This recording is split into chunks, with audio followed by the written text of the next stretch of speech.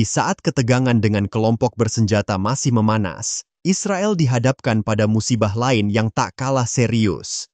Kebakaran hutan hebat terjadi pada Rabu, 23 April, menyebar cepat hingga memaksa ribuan warga di 2 kota untuk dievakuasi.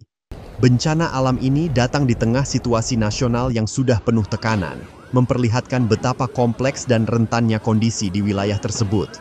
Bagi banyak umat Muslim di seluruh dunia, tragedi ini memunculkan refleksi mendalam. Selama bertahun-tahun, banyak yang menyuarakan keprihatinan atas situasi kemanusiaan di Palestina. Doa dan harapan agar keadilan ditegakkan terus disampaikan, termasuk permohonan agar mereka yang berbuat zalim menerima konsekuensinya. Kini, sebagian orang mengaitkan peristiwa ini sebagai jawaban dari doa tersebut.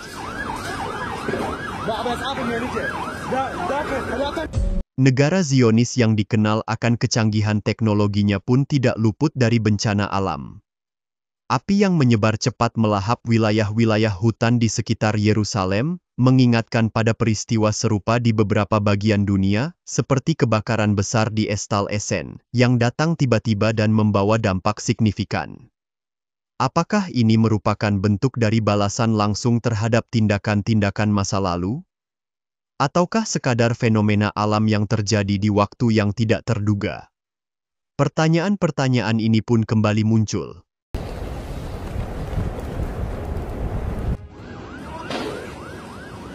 Dalam beberapa hari terakhir, Israel menghadapi salah satu bencana alam terburuk yang pernah terjadi dalam beberapa dekade. Suhu mencapai lebih dari 40 derajat Celcius disertai angin kencang menjadi kombinasi sempurna bagi terjadinya kebakaran hutan besar. Api pertama dilaporkan muncul di sepanjang Jalan Tol 6, salah satu jalan utama negara tersebut. Kobaran api menyebar sangat cepat, melampaui prediksi para ahli. Banyak pengemudi harus meninggalkan kendaraan mereka dan mencari perlindungan dengan segera. Permukiman seperti Sores, Nataf, dan Abu Ghosh pun tak luput dari ancaman. Desa-desa yang biasanya tenang berubah menjadi garis depan melawan bencana.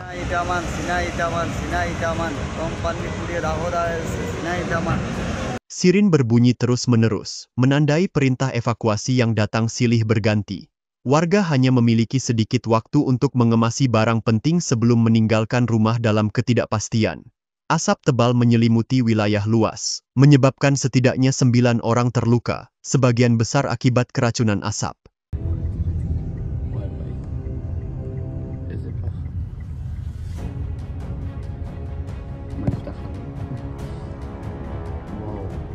Rumah sakit kewalahan menangani korban.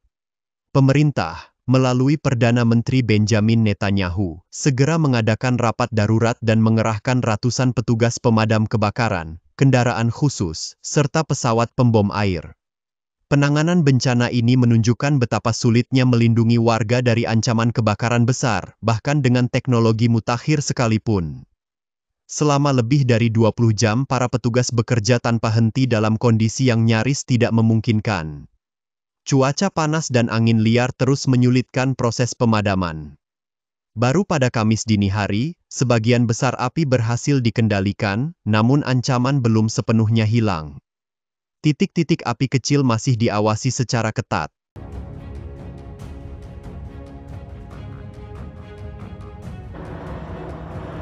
Kerusakan besar tak bisa dihindari. Puluhan rumah hancur, kawasan hutan terbakar habis, dan beberapa wilayah terputus dari pasokan listrik. Media sosial dipenuhi pesan dukungan dan doa, dengan banyak orang diingatkan akan rapuhnya keseimbangan alam.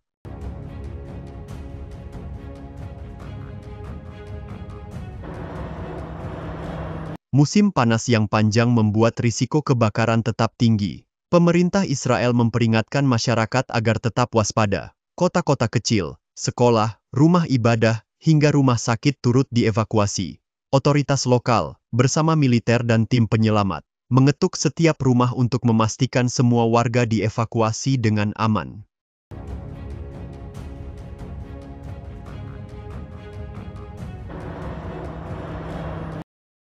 Lebih dari 1.000 orang telah dievakuasi, membawa hanya barang-barang penting dan harapan agar rumah mereka masih utuh saat mereka kembali. Pemerintah mendirikan pusat evakuasi darurat dan menyediakan tempat tinggal sementara. Namun, medan geografis yang berbukit di sekitar Yerusalem menyulitkan akses dan memperlambat proses evakuasi. Beberapa jalur utama pun ditutup.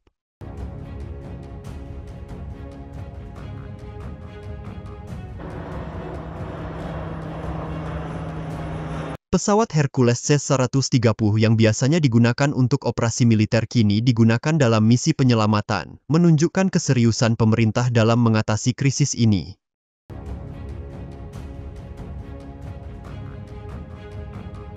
Tahun 2025 menjadi tahun yang penuh ujian, tidak hanya bagi Israel, tetapi juga bagi negara-negara lain seperti Amerika Serikat. Beberapa waktu sebelum kebakaran di Yerusalem, wilayah Los Angeles mengalami kebakaran besar yang disebut sebagai salah satu yang terburuk dalam sejarah Al-Assad, menghancurkan puluhan ribu hektar lahan dan menyebabkan kerugian ekonomi besar. Meskipun skala kebakaran di Israel lebih kecil dibandingkan Los Angeles, keduanya menjadi pengingat akan dampak ekstrim perubahan iklim dan kerusakan lingkungan. Israel kehilangan kawasan hutan lindung, sementara Ai Sarawen kehilangan habitat alami satwa langka. Bencana yang terjadi di Israel dan tempat lain di dunia seharusnya menjadi pengingat bagi semua pihak, bahwa tak ada negara yang kebal terhadap bencana, dan bahwa solidaritas kemanusiaan seharusnya menjadi dasar dalam menghadapi penderitaan. Bagaimana menurut Anda tentang peristiwa ini? Apakah ini sekadar kebetulan, atau sebuah tanda untuk direnungkan bersama?